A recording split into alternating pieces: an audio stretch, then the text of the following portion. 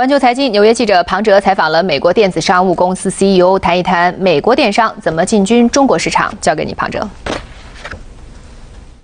是的，卢晨，美国即日购物旺季当中呢，美国商家除去关注本地的销售之外，另外一个高度关注的市场，实际上是地球另外一端的中国市场。但是如何尽快的进军中国巨大的消费市场，而迅速扩大品牌知名度，目前仍然是很多美国商家要努力攻克的最大的课题之一。我们今天的经济观察呢，就是重点讨论这个问题。不过首先我们先回顾一下过去一周欧美股票市场走势的状况。周一，美国制造业数据造好，市场担心美联储收紧量宽，美股全线下挫。周二，投资者等待重要经济数据以判断联储政策方向，美股收跌。周三，联储褐皮书肯定美国经济增长，美股个别发展。周四，美国经济数据好转，引发联储退市忧虑，美股持续下滑。周五，美国劳工数据超好，美股大幅上升。周一，欧元区经济前景不佳，欧股收跌。周二、周三，投资者担心美联储加快收紧量宽，欧股全线下挫。周四，欧洲央行行长德拉吉暗示不会采取进一步宽松措施，欧股收跌。周五，投资者关注美国经济前景改善，欧股收高。在美国的名牌高端商品店铺门前呢，我们常常可以看到国人踊跃购物、满载而归的景象。但是呢，遗憾的是，真正能够来美购物的中国消费者毕竟还是少数，绝大多数国内有实力的消费者仍然只能是望洋兴叹。这个问题目前已经被一些有心人注意到了，并且以网络技术解决了这个空间的障碍。但是要想成功的进入网络产业相当前卫，并且呢是竞争相当激烈的中国的网络零售销售市场，除去跨越空间之外，外国商家还面临哪些其他的挑战呢？本周的经济观察，我们就专访了目前众多的美国网络跨国销售平台之一美国 Border Free 电商技术公司首席执行官德斯蒙。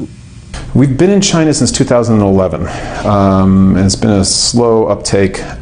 It takes a while, I think, to understand the market. We still need to do more. We need to do more in language, and I think we need to do more in payment types, and we're working on that. So this year, our sales into Hong Kong over this weekend were almost double what they were last year. And in China, I think off a very low base, we're seeing an increase of about 500%. And I think it's a few things. Number one is awareness in China that you can buy from U.S. retailers and have your whatever it is that you're ordering delivered directly to your door. All the customs are taken care of. You can pay in RMB.